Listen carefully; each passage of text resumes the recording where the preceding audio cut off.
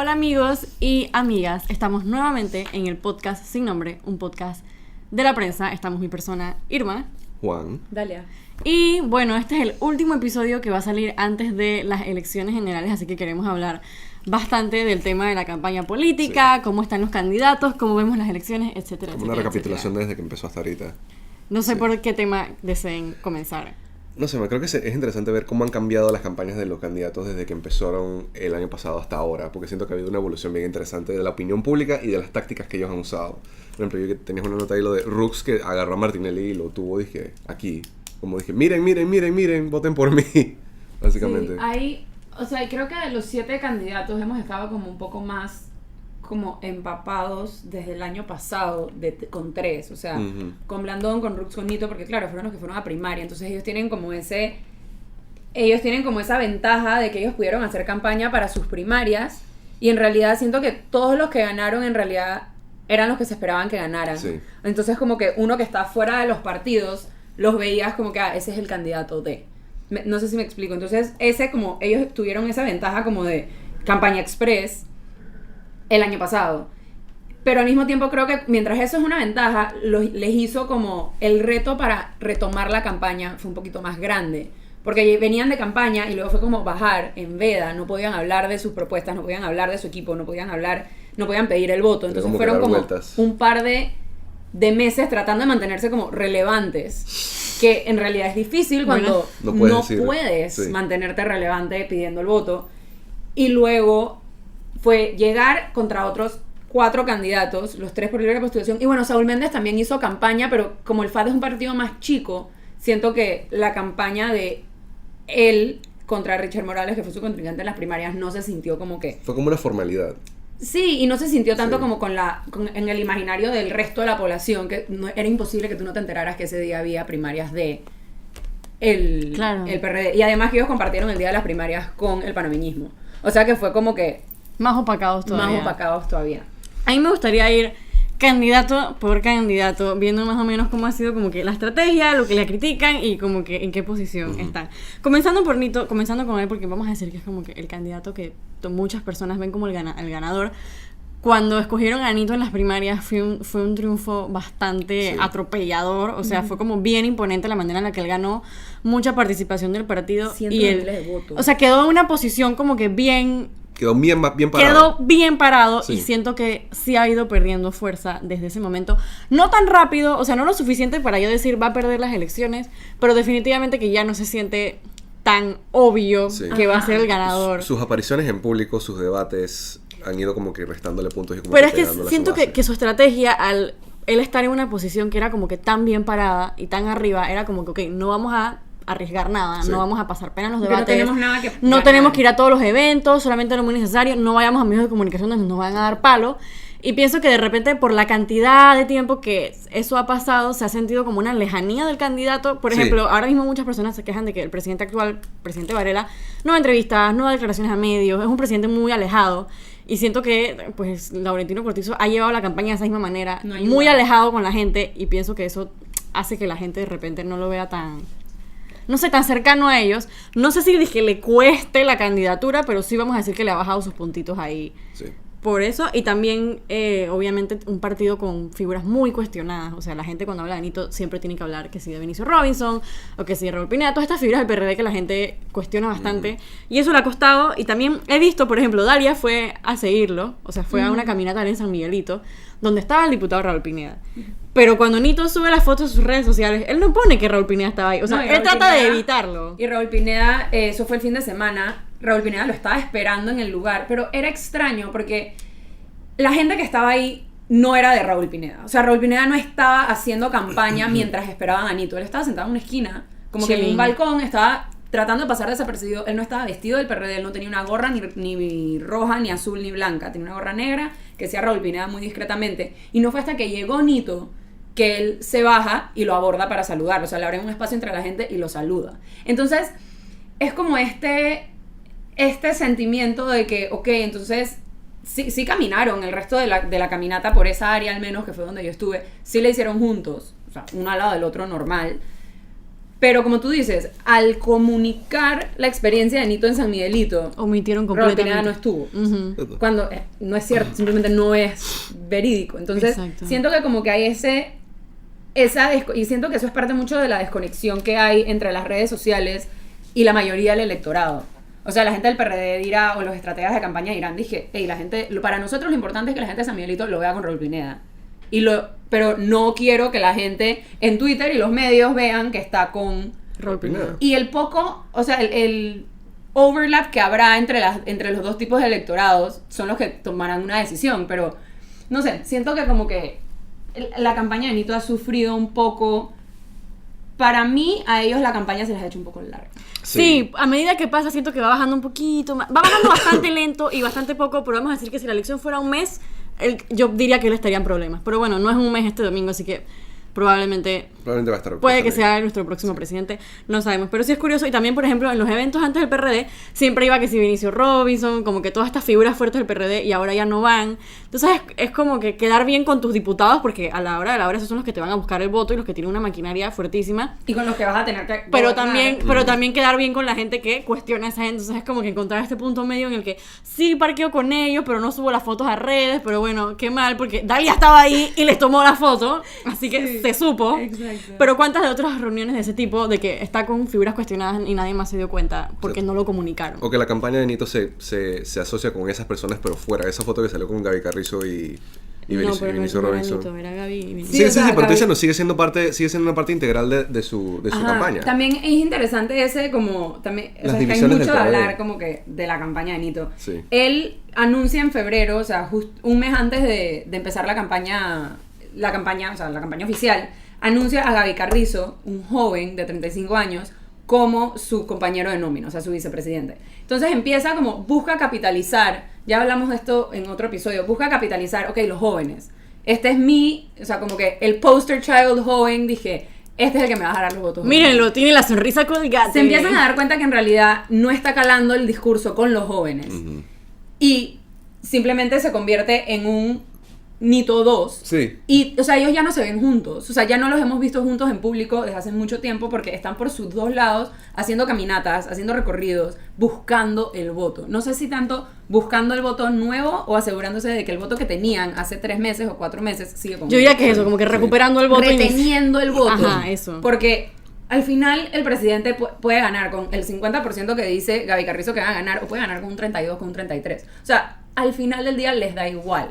Porque ganaste la elección. Sí. Claro. Entonces siento que es ese retener el voto y han empezado a usar a Gaby Carrizo simplemente como un mininito, ¿sabes? Como que Gaby Carrizo va para allá a hablar de esto.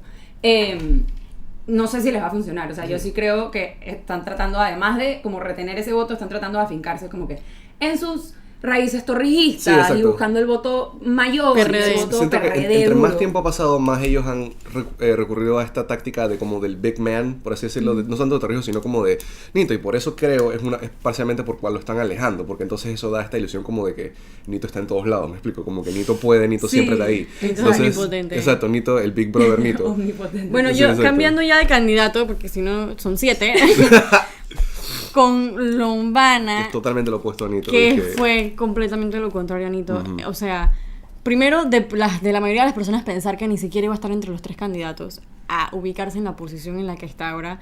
O sea, ha sido un efecto lombanístico muy curioso, como de la noche a la mañana. Bueno, él vino acá a un podcast, pueden buscar ese episodio, y él hablaba de que uno de los mayores puntos en los que él creció fueron los debates. O sea, él como que fue a los debates a dar la cara y a dar un mensaje, pues, aprovechando que él no tiene tiempo aire de publicidad. Y definitivamente que la campaña cuajó, sobre todo entre gente joven. Sí. La pregunta sería si cuajó lo suficiente como para ganar una elección. O sea, sí. Ahí es como donde está la...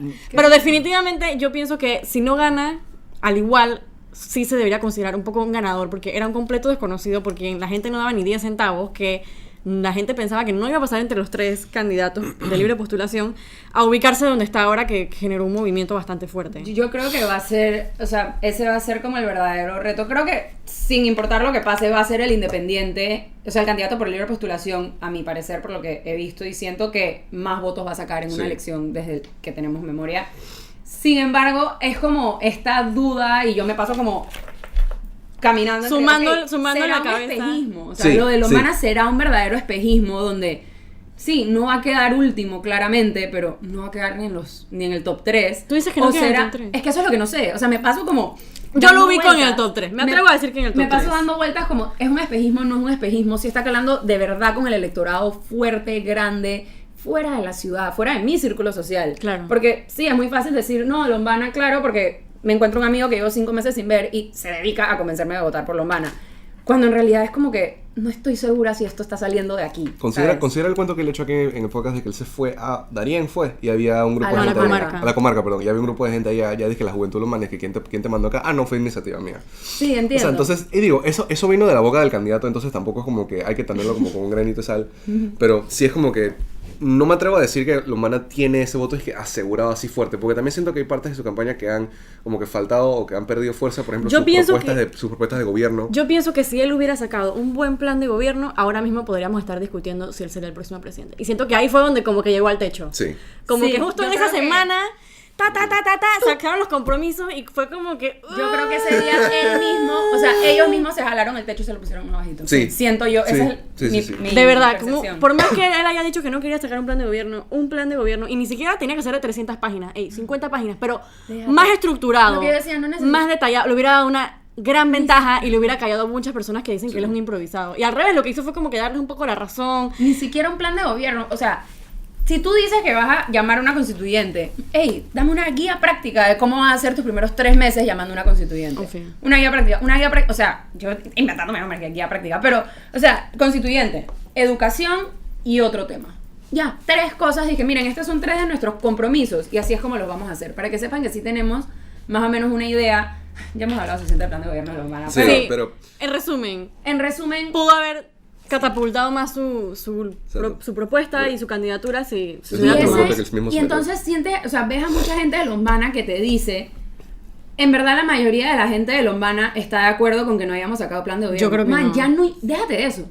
¿Qué te importa a ti que la gente de Lombana esté de acuerdo con tu plan de gobierno? Tú no tienes el voto. Sí. O sea, estás hablando como si tuvieras un 40% de la gente. O sea, al revés, deberías buscar la gente. Es como si Nito dijera, la gente está feliz con mi plan de gobierno. Ah, ok, entonces nadie se te está yendo. Y no estás atrayendo a nadie, pero no los necesitas. Lombana necesita gente nueva. Y ese es el otro aspecto que yo estoy notando de Lombana. Entre más avanzado la carrera presidencial, se ha puesto como que más, quiero decir la palabra correcta, como confiado en una forma no positiva. Ok, Rómulo Rux, Cambio Democrático, cuando él hizo las primarias del partido, él no incluía mucho la figura de Martinelli. O sea, al revés, porque para esa época estaban medio peleados. No, y porque el candidato de Martinelli era Mulino. Era José Raúl Mulino, que fue el que corrió contra él. Acuérdate que Martinelli en su momento sacó como una carta que decía que cualquiera de los dos que ganaba estaba bien. Claro, o sea, como que él trató de no tomar mando. Pero Mulino era de la vieja retaguardia. Al lado de Martinelli, porque hay que recordar que Rómulo Rux le ganó la presidencia del partido hace creo que un año al propio Martinelli. Sí. Él dice que él fue a Miami a pedirle permiso para correr contra él. Whatever. Dice Martinelli que no. El punto es que Rux le gana esa presidencia, entonces queda ese grupo de gente que votó por Martinelli dentro del partido sin un verdadero liderazgo, o sea, no sintiéndose representados por Rux. Entonces ese era como que su candidato era Mulino. Pero Mulino no, o sea, no subió la loma, pues, por decirlo así, en la primaria. Sí. Para nada. Claro, no tuvo mucho apoyo de los diputados, y es la verdad. Pero bueno, al principio en las primarias, Rómulo Rux como que evitaba ese tema porque todavía la situación estaba un poco tensa, por decir así. Cambió completamente 180 grados a la hora de la campaña electoral, que literalmente es el banner con Martinelli. Literal. Como si fuera un loro. Se acabó la veda y empezó.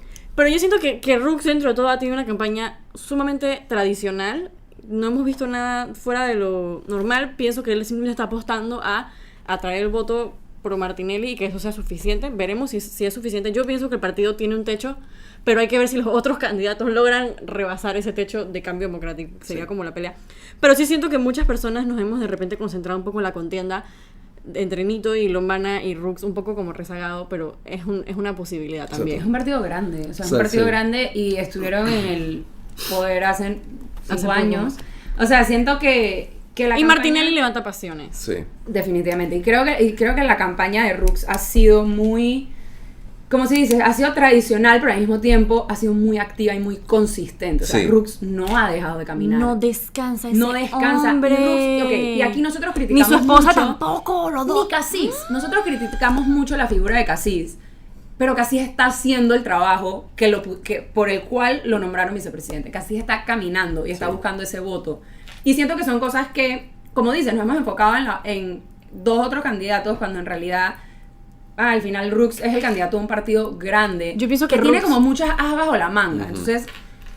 Ahora digo, no es como que su campaña no ha tenido cambios. Por ejemplo, su vicepresidente, Cassis, el tipo salió en televisión y salió en redes sociales y como que lo fueron como que reeling him in después, porque se dieron cuenta que aparecer como figura pública no le funciona, no, que él es como de la gente, entonces pero que la gente lo vea. O sea, le está caminando. No, y Rómulo, o sea, cuando yo hice una nota de mapeo, o sea, de como que las provincias en las que estaban los candidatos, etcétera, de este año, y de verdad que el que más ha recorrido es Rooks. O sea, sí, por eso se gana la elección. Si la elección es quién más recorre, la va a ganar Rómulo Rooks. Pero definitivamente que son otros factores los que suman.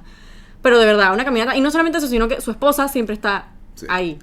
Dije, acompañándolo. De verdad que... Si hay una cosa que es del CD, es que son... A pesar de que se redujeron después de que Martinelli salió del poder, siempre han sido como que muy allegados al partido. Y muy fuertes y como que muy confiados. Como que tienen ese...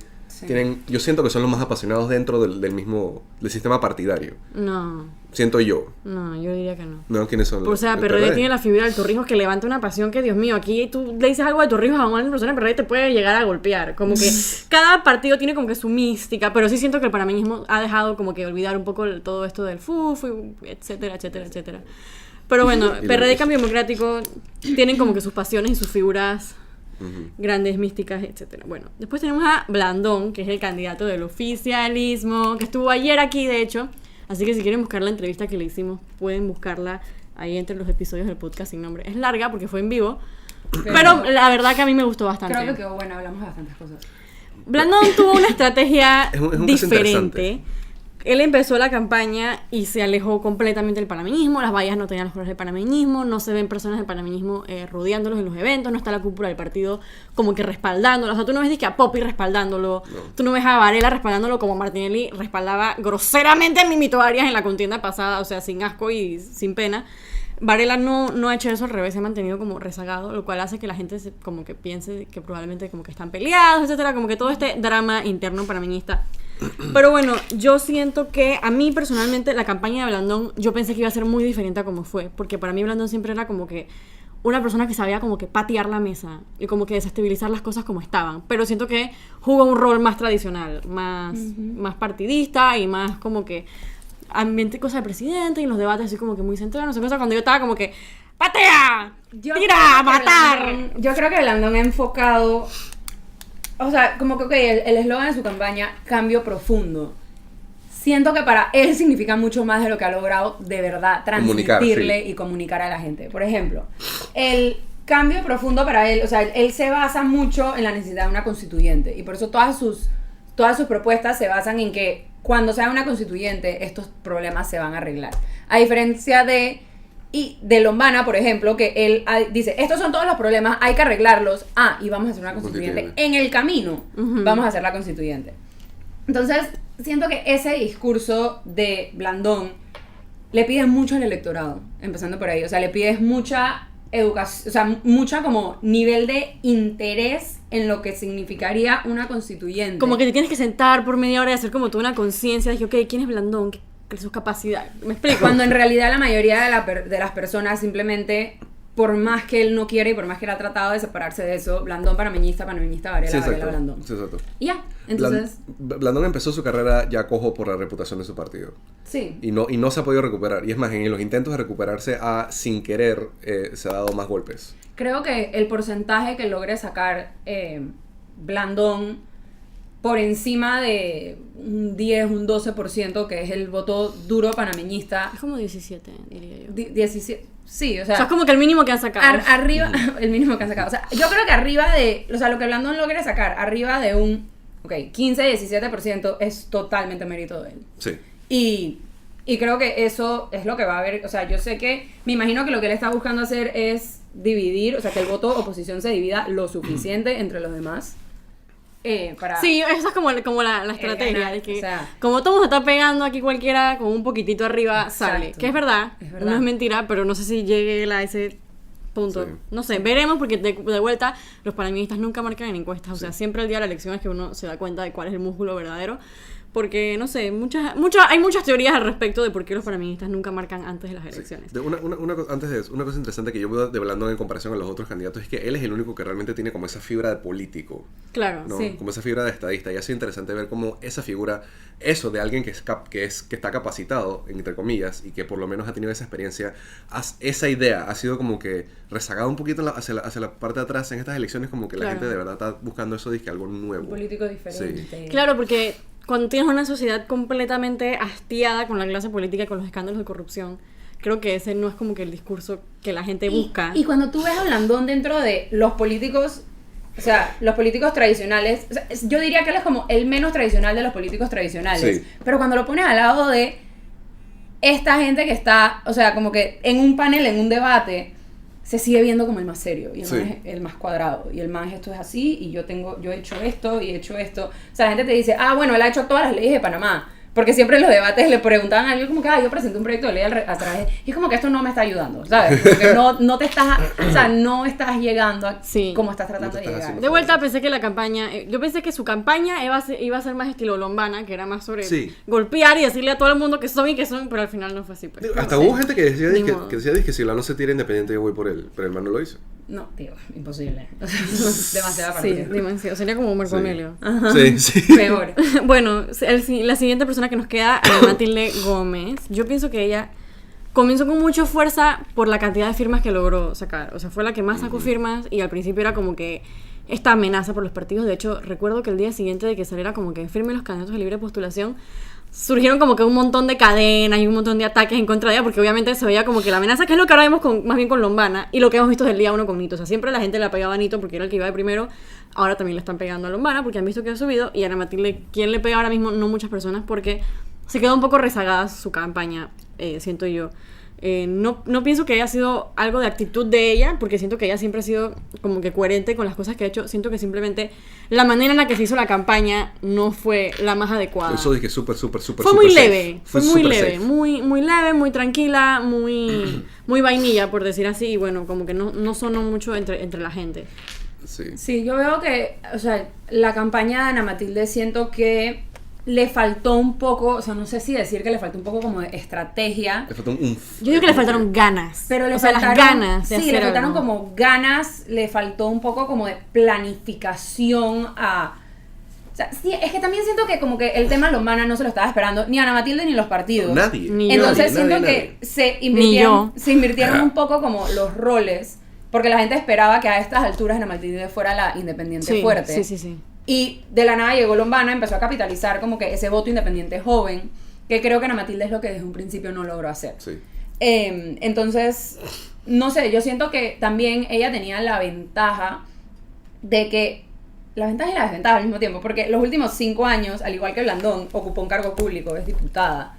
Entonces, sí logró como mantenerse relevante después de las firmas. O sea, ella presentó sus firmas, quedó de candidata, y todos esos meses logró como mantenerse ahí, o sea, seguía saliendo en la televisión, seguía saliendo en los medios, seguía hablando, seguía presentando proyectos de ley, pero no sé, siento que una vez que arrancó la campaña con todo, se vio un poco como indefensa a tipo el poder, o sea, el poder adquisitivo que tenían las otras campañas, el poder de redes sociales, de comunicacional, o sea, siento que se vio un poquito como indefensa y o sea, no creo que la campaña le sentó muy bien. Y digo, también la triste realidad es que la misoginia en Panamá tampoco dejó por supuesto, eso siempre ha sido un tema. Por ejemplo, hay siempre gente que te dice, es que no me cae bien Ana Matilde, como que, okay, ¿por qué?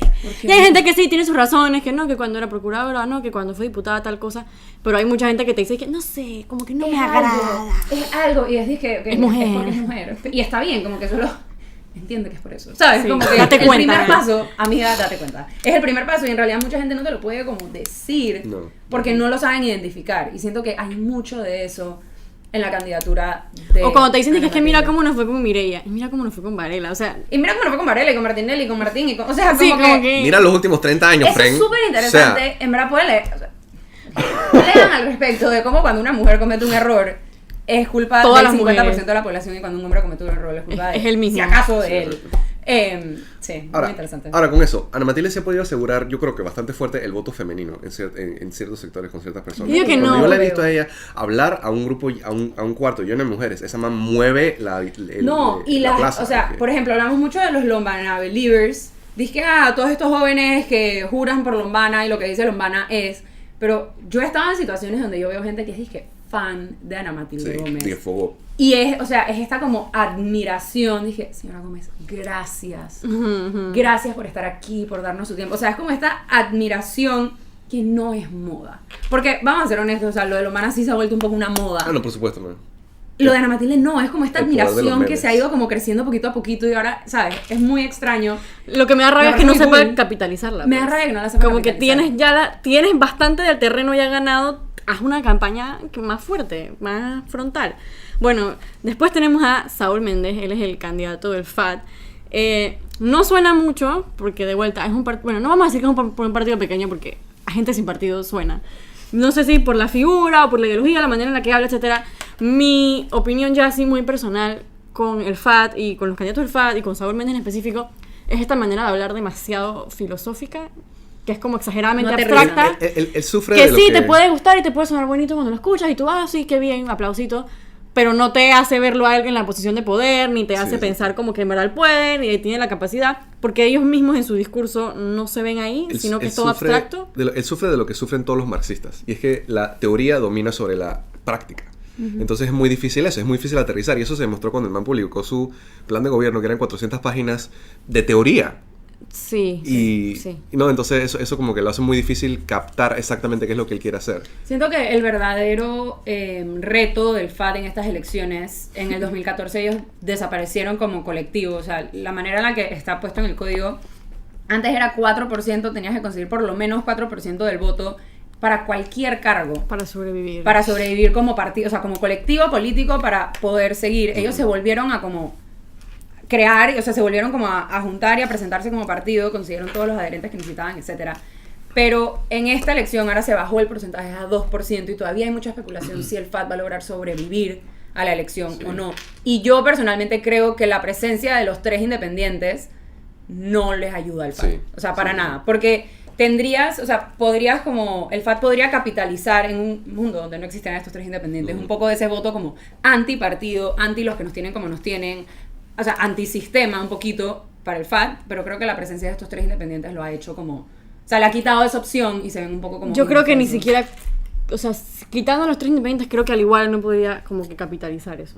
Sí. Porque en la contienda pasada tampoco habían independientes... O sea, habían independientes, pero no eran independientes fuertes y al igual Genaro no pudo como que agarrar pero ese Saúl momento. Es mucho mejor candidato que Genaro. Sí, también. Yo los veo, o sea, sí es mejor en un sentido, pero tipo... Están como que el mismo área de filosofía, igual también, no te como que es el mismo estilo de campaña que han llevado. También considero que en comparación a la elección pasada, en mi opinión personal, la campaña y el manejo de prensa del FAD ha sido inmaculado todas estas elecciones. Sí, les ha ido mejor. Les ha ido bien. O sea, en ese tema sí. Yo siento que como que ellos han sabido qué peleas escoger. Sí. Como que qué peleas pelear y qué peleas dejar.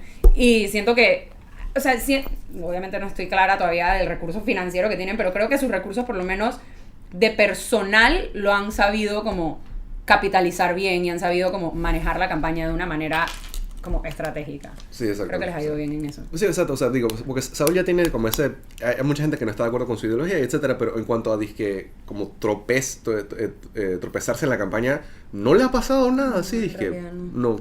Entonces, ¿por qué digo? Sí, porque nadie está metiendo el pie para tropezar. ¿Para qué le vas a pegar, no? Ese es el otro tema. Igual que Marco Ameglio, que es la última persona que tengo en la lista, candidato por libre postulación, ex legislador panameñista.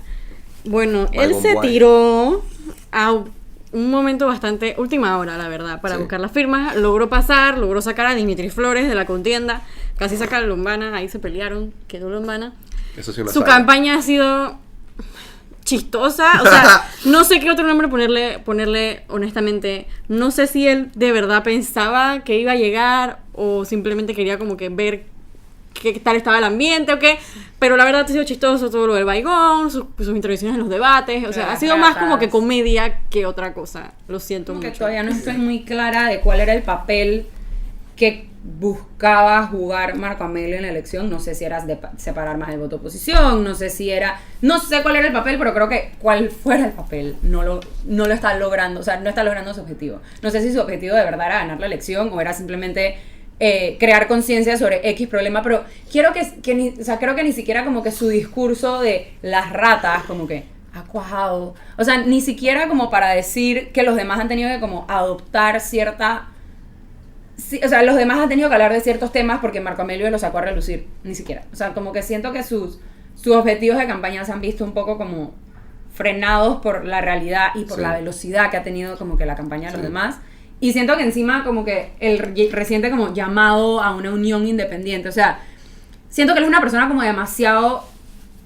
Como que, primero que todo, los otros... O sea, él busca que se unan los independientes. Los otros dos independientes quieren una constituyente. Él ha dicho y es que no, jamás. Es súper, o sea, es defensor como que de los derechos de la familia y es más, mucho de sus propagandas en televisión y sus vallas y esas cosas son buscando ese tema, o sea, tiene como ideas muy radicales. Hacia allá yo quería llegar un poco porque yo sinceramente pensaba, ¿se acuerdan cuando hubo esta marcha que tenía muchos sectores evangélicos, que era en contra de la educación sexual? Entonces fue una marcha gigante, fue una mega marcha como ellos le decían. Y como que el tema quedó así como en la palestra, el tema de que si género, matrimonio igualitario, educación sexual. Y yo pensé que iba a jugar un rol mucho más importante en esta elección. Y sea lo que nos ha demostrado Marco Amelio, es que no, porque es el único candidato que se ha agarrado ese pro familia y ha agarrado ese valor conservador y lo ha sonado y lo ha pasado por todos lados pensando que así iba a capitalizar. Y no lo logró, lo que me parece curioso, porque Panamá es una sociedad conservadora y ningún otro candidato lo hizo. Yo diría que pasó así que eso habla mucho de lo que pensábamos que iba a ser el voto conservador, que al final no yo diría que pasa lo contrario. Yo creo que él alienó a mucha gente, incluso dentro del sector conservativo con eso. E incluso yo diría que, en mi opinión, el error central de Marco Amelio ha sido que, y no sé quién dijo esto, pero todos los otros candidatos han estado como que, vengan, podemos hacer algo mejor, o sea, dije, Panamá mejor. Marco Amelio siempre ha estado como arriba diciendo, dije, eso está mal, paremos eso, etcétera. Ha sido como regañón, casi, y siento que eso no ha cuajado con mucha gente porque a nadie le gusta. Y no solamente regañón, sino así. Que el inicio de su movimiento fue como muy precipitado, fue muy cuestionado por la cantidad de firmas que le rechazaban. Entonces, si tú empiezas las cosas así, cuando ya estés arriba, probablemente nadie te va a tomar en serio. Porque vamos a decir que él se hubiera salido del partido antes, hace 2 años, y hubiera empezado a recoger firmas y lo hubiera hecho de una manera más kosher. Probablemente ahora mismo estaría en una mejor posición. Pero si las cosas empiezan medio rocosas, el camino después la gente no se lo va a creer. Que es interesante ver lo que mencionabas, como que de ese espacio que no se le abrió a un sector conservador en Panamá, pero sin embargo ellos han encontrado sus espacios. Porque claramente esas personas, o sea, esa gran cantidad de personas que salieron a esa marcha van a ir a votar. Pero no van a votar por el candidato conservador. No van a votar por el candidato conservador, pero han encontrado... O simplemente esa no es una prioridad en su agenda electoral. Es que eso, es un voto heterogéneo. O han encontrado espacios en los otros candidatos donde sienten que les pueden medio apoyar, o sea, como que ciertos aspectos de su ideología, pues, sí. O sea, no sé. Me parece interesante esa parte. Esas son las 7 opciones que hay. Ha sido como bastante... se ha hablado mucho como de los 60 días, que ha sido corto, se ha sido largo. Yo personalmente creo que un poquito corto. Un poquitín. Un poquito corto porque al principio como que era como una bola de cosas. Es que hay demasiado que hacer, tienen que ir a esto. Debate, panel, pacto. Siento que se puede organizar un poco mejor los tiempos. Los 60 días, los tiempos. O de repente poner los debates que puedan empezar desde antes. O sea, que esos eventos que quieren tener los 7 candidatos puedan empezar desde antes y que ya las caminatas, recorrido y full campaña ya en tiempo de veda, porque de verdad que exigirle a todos los candidatos que estén todos los días en un panel diferente y al mismo tiempo con el electorado, o sea en la ciudad. Vamos a calmarnos. Pero bueno, sí, me parece que la campaña ha sido interesante. Exacto. Antes de eso, también pues siento que es necesario mencionar el tribunal. Si algo que me ha mostrado esta campaña es que el tribunal electoral no estaba listo para aplicar y lidiar con los cambios que hizo el código electoral. Siento que como todo es un poco como, o sea, hay una curva de aprendizaje. Por supuesto, y fueron muchos cambios. O sea, la reforma electoral del 2017 abarca muchísimas cosas, de financiamiento hasta veda electoral, hasta publicidad, medios digitales. O sea, siento que es mucho que abarcar. Sí siento que han podido manejar mejor ciertos temas, pero de vuelta, como que curva de aprendizaje. No siento que esta era la elección donde todo iba a salir disque súper bien y perfecto. Pero creo que mucha gente esperaba un poquito más de lo que realmente dieron. Sí, lo cual digo, bueno, ojalá en las próximas sí sea un poquito más como que limpio, pero vamos a ver. Bueno, recuerden que después de las elecciones se hacen las modificaciones al código electoral, así que todos pendientes para participar en eso y todas las quejas que tengamos, ponerlas en práctica, activarse, votar informados, siéntense, piensen bien, hay bastantes plataformas en las que pueden conocer que si la hoja de vida de su candidato, que si su recorrido, pongan el nombre del man en Google, uno nunca sabe lo que puede encontrar, pero de verdad hagan el trabajo porque vamos a estar a la merced de esas personas en los próximos 5 años. Importante, o sea, recuerden que no es solo la campaña presidencial, sí somos una sociedad muy presidencialista, nuestro sistema es muy presidencialista, pero voten a conciencia por sus diputados, por sus representantes, por sus alcaldes, y busquen información de estas personas, o sea, y siento que más que nada vean cuáles son sus prioridades electorales, qué necesitas tú de un candidato o qué necesitas tú de un resultado. ¿Quieres que no gane uno y vas a votar así? ¿O quieres que gane este y vas a votar por él? ¿Cómo? O sea, ¿qué estrategia vas a tener? Sí, o sea, piensa al final que tu voto es un momentito, pero en verdad va a afectar los próximos 5 años de tu vida y no te dejes llevar por lo que está pasando tanto a tu alrededor, sino más por lo que tú necesitas como ciudadano, porque al final, ojalá quieras vivir aquí los próximos 5 años.